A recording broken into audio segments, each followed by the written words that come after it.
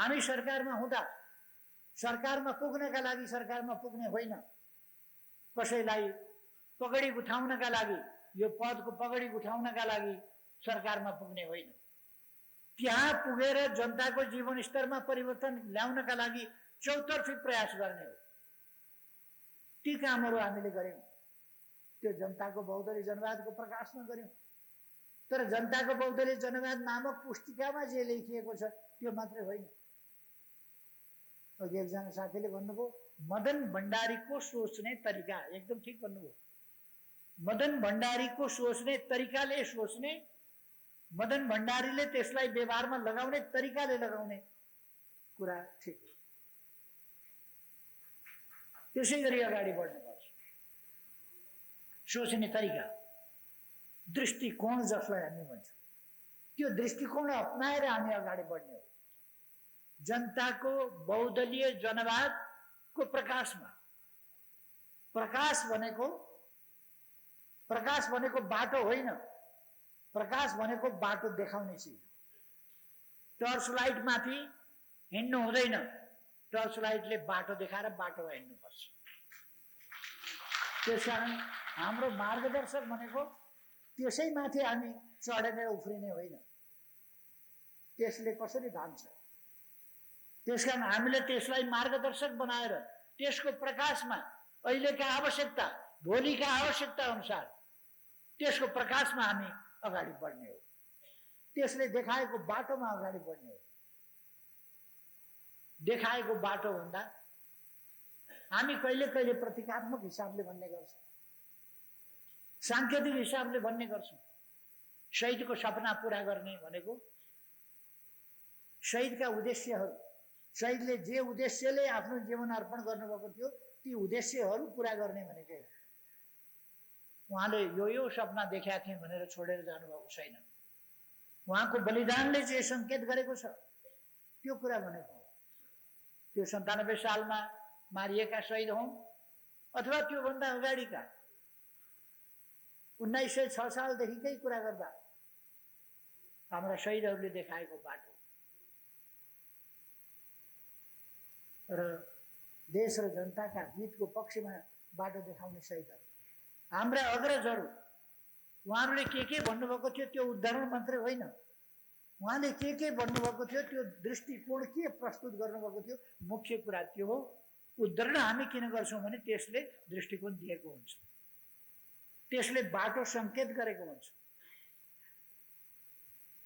यतातिरबाट गयो भने यहाँ पुगिन्छ, यतातिरबाट गयो भने यहाँ पुगिन्छ भनेर चौबाटोहरूमा लेखिएको सङ्केत जस्तो। अहिले नेपालको वामपन्थी आन्दोलनलाई मुख्य रूपमा टार्गेट गरेर र वामपन्थी आन्दोलनलाई मात्रै होइन, लोकतान्त्रिक आन्दोलनलाई, देशभक्तिपूर्ण आन्दोलनलाई, लोकतन्त्रलाई टार्गेट गरेर त्यसलाई नै सिद्ध्याउने गरी भदौ 23-24 को प्रतिगामी षड्यन्त्र भयो। त्यस षड्यन्त्रले वैधानिक सरकारलाई अवैध ढङ्गले विस्थापन गर्यो। यो लोकतन्त्र हुनै सक्दैन, लोकतान्त्रिक आन्दोलन हुनै सक्दैन, लोकतान्त्रिक सरकारलाई त्यसरी विस्थापित गर्न पाइँदैन।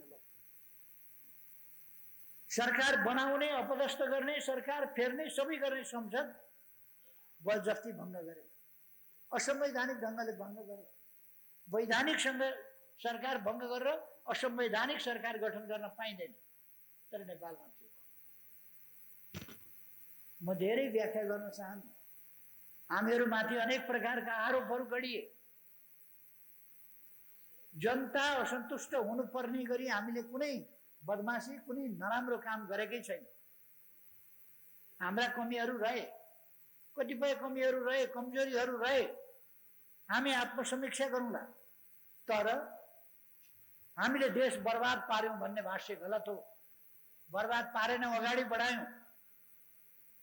प्यारामिटरहरूमा हेरौं देश विकास कसरी अगाडि बढेको थियो, हामीले कसरी विकासका कामहरू गरेका थियौं, पूर्वाधारका कामहरू कसरी गरेका थियौं, ती कुराहरू हेरौं।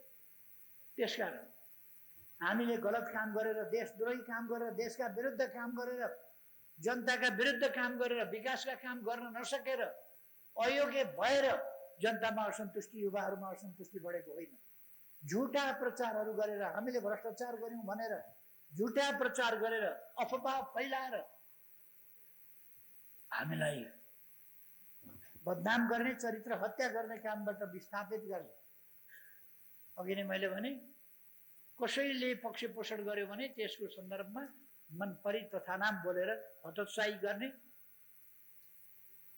अनि त्यसलाई अल्गोरिदमको स्थितिमा पुर्याउने, मोबाइल फार्मिङको माध्यमबाट चरम बदनाम गर्ने, त्यस प्रकारका क्रियाकलापहरू भए। जनतामा आक्रोश पैदा गरियो, युवाहरूमा घृणा पैदा गरियो, बालबालिकामा घृणा पैदा गरियो, सबै झुटको भरमा। त्यो प्रतिगमनको आयोजनाका लागि त्यो गरिएको थियो, प्रतिगमन गरियो। त्यस प्रतिगमनलाई सदर बनाउनका लागि, त्यसलाई सही ठहर्याउनका लागि र त्यसलाई वैधता दिनका लागि विघटन गरेको संसदको फेरि 2-4 महिनामा चुनाव गरियो। यो चुनाव त्यस अवैध क्रियाकलापलाई मान्यता दिन, त्यसलाई वैधानिकता दिन र लोकतान्त्रिक र वामपन्थी शक्तिहरूलाई नेस्तनाबुद गरेर तिनलाई समाप्त पार्ने, तिनलाई किनारा गर्ने षड्यन्त्र स्वरूप परिणाम पहिले नै घोषणा गरेर परिणाम घोषणा गरेर एउटा प्रतिकूल अवस्थामा निर्वाचन गर्यो।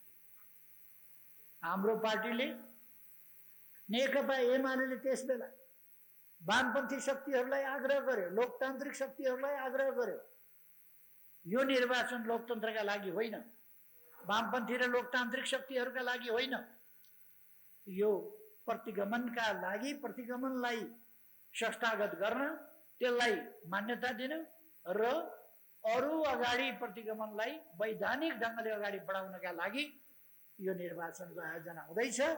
त्यसकारण यो निर्वाचन होइन, यसलाई स्थगित गरेर अगाडि जाउँ भन्दा हामीले कन्भिन्स गर्न सकेनौँ। वामपन्थी शक्तिहरूलाई पनि सकेनौँ, लोकतान्त्रिक शक्तिहरूलाई पनि सकेनौँ, देशभक्त हुँ भन्नेहरूलाई पनि सकेनौँ, कसैलाई पनि हामीले सकेनौँ। एमालेका निम्ति यो भिरको बाटो हाम्रा लागि हाइवे हो भन्ने ठाने साथीहरू, हाइवेमा हिँड्दा हिँड्दै सबै एउटै बाटोमा एउटै ठाउँमा थियौँ। त्यसकारण अहिले पनि हामी कुनै भ्रममा छैनौँ।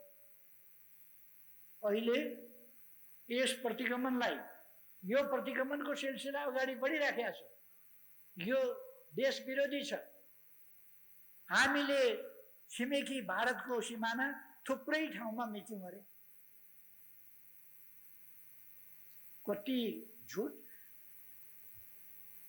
कति फरेक, कति निराधार कुरो, कति देश विरोधी कुरो। यो देश विरुद्धको कुरा हो, त्यो कुरा भयो। अस्ति चितवनमा गएर लिपुलेक कालापानी हाम्रो हो भनेपछि हामीले थुप्रै ठाउँमा सीमा मिचेका छौँ भन्ने अभिव्यक्तिको खण्डन भयो भन्ने विद्वानहरू फेरि निस्के। कहाँ खण्डन भयो? लिपुलेक कालापानी नेपालको हो भन्ने कुरा एउटा कुरा हो, त्यो बेग्लै कुरा हो। त्यस सम्बन्धमा त संसदमा विवाद भएको होइन। विवाद भएको नेपालले थुप्रै ठाउँमा भारतको सिमाना मिचेको छ, भूमि मिचेको छ भन्ने कुरामा विवाद भएको हो, जुन कुरा खण्डित छैन, खण्डन गरेको छैन। अर्को मन्त्रीले लटपट गरेर जवाफ दिएर खण्डन भएन। सुकुम्बासीहरूको के हाल पारेको छ तपाईहरुलाई थाहा छ।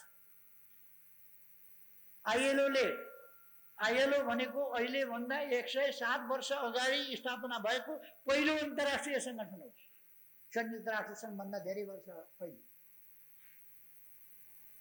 उनले प्रतिपादन गरेको छ केही सिद्धान्त, कलेक्टिभ बार्गेनिङका सिद्धान्त, जनताका संगठित हुन पाउने, मजदुरहरूका संगठित हुन पाउने र श्रमजीवीहरूका संगठित हुन पाउने अधिकारहरू, ट्रेड युनियन अधिकारहरू, ती कुराहरूको प्रत्याभूति गरेको छ, ग्यारेन्टी गरेको छ आईएलओले। संयुक्त राष्ट्र संघले मान्यता दिएको विश्वव्यापी मान्यता प्राप्त संस्थाहरू, साझा संस्था, जहाँ संसारभरिका सरकारहरू, लेबरहरू र रोजगारदाता, श्रमिक, रोजगारदाता र सरकार तीनटैको प्रतिनिधित्व हुन्छ। एउटा मात्र त्यस्तो संस्था हो, त्यो संस्थाले मान्यता दिएका अधिकारहरू, संयुक्त राष्ट्रसङ्घले मान्यता दिएका अधिकारहरू खोज्ने हुँदैन। बोलाएको संसद रोकेर संविधान विपरीतका अध्यादेश जारी गर्ने यस्तो सरकार, यो संविधान विपरीत, बनेको पनि संविधान विपरीत, चलेको पनि संविधान विपरीत। त्यसकारण यस प्रतिगमनलाई रोक्नका निम्ति सबै वामपन्थी शक्तिहरू, सबै लोकतान्त्रिक शक्तिहरू यस इस्युमा मिलेर, कमसे कम प्रतिगमनलाई रोक्ने इस्युमा मिलेर लोकतन्त्रको वापसी, संविधानको कार्यान्वयन, अब संविधान संशोधन गर्दा पनि देश र जनताको पक्षमा हुनुपर्दछ। सोकल झन्डै 2/3 बनेका भरमा देश विरुद्धको गतिविधि गर्न रोक्नु पर्दछ, दिनु हुँदैन। हामीले ती चिजहरू रोक्नका लागि म सबैलाई आग्रह गर्न चाहन्छु, आह्वान गर्न चाहन्छु। यो जननेता मदन भण्डारीको दृष्टिकोण हो, हामीले समाउनु पर्ने यही दृष्टिकोण। हामी कुनै संकीर्णतावादको पक्षमा छैनौँ र असम्भव नचाहिने तथाकथित क्रान्तिकारिता, तथाकथित लचिलोपन, तथाकथित उदारता, निराधार उदारता जस्ता कुराहरूमा पनि छैन र व्यवहारिक कुरामा कुनै संकीर्णता राख्ने त्यस्तो पक्षमा पनि छैन। सम्भव कुरालाई सम्भव बनाउनु पर्दछ, असम्भव कुराहरूलाई आवश्यक छ भने त्यसलाई सम्भव बनाउँदै जाने बाटो लिनु पर्दछ। अहिले सम्भव कुराहरूलाई बनाउन सकिने कुराहरूतर्फ, बनाउनु पर्ने कुराहरूतर्फ सम्भव बनाउन लाग्नु पर्छ। आजको आवश्यकता के हो? यस्तो बेलामा लोकतान्त्रिक शक्तिहरूलाई मिल्न नदिनका लागि कसरी फुट्यो, कसले फुटायो, किन फुटायो, फुटेर के भयो, नेपाली कांग्रेस त फुट्यो, अरूलाई पनि फुटाउने कोसिस हुन सक्छ। पहिले पनि फुटाउने कोसिस भएको छ, पार्टीहरू फुटेका छन्। मुस्किलले एकता गरौ, फुट्ने बेला चम्किँदै फुट्छ। मुस्किलले एकता गरौ, सजिलोसँग फुट्छन्, त्यो हामीले देखेका छौँ। यो कुरालाई हामीले सावधानीका साथ रोक्नु पर्नेछ। आजको अवस्था म साथीहरूलाई भन्न चाहन्छु, प्रयासहरू भएका छन्, तर नेकपा एमाले यति मजबुत, यति सुदृढ पार्टी हो। जननेता मदन भण्डारीले उहाँको अगुवाईमा प्रतिपादित जनताको बहुदलीय जनवादबाट निर्देशित र समाजवाद निर्माणको महान उद्देश्य भनेको समृद्ध नेपाल, सुखी नेपाली बनाएर छोड्ने महान उद्देश्य बोकेको यो पार्टी आफ्ना उद्देश्यहरूप्रति अत्यन्तै सजग छ। त्यसकारण यो कसैले हात हाल्न खोज्दैमा, त्यस्ता बाहिरबाट हात हाल्न खोजिए भने त्यस्ता कुराहरूलाई हामीले चिन्छौँ, त्यस्ता कुराहरूलाई पराजित गर्छौँ। नेकपा एमाले एकताबद्ध छ, एकताबद्ध रहनेछ, सुदृढ छ, अझ सुदृढ हुनेछ। अहिले चुनावमा हामीले धक्का खाएका छौँ, यो धक्का हो, तर हामी समाप्त भएका छैनौँ।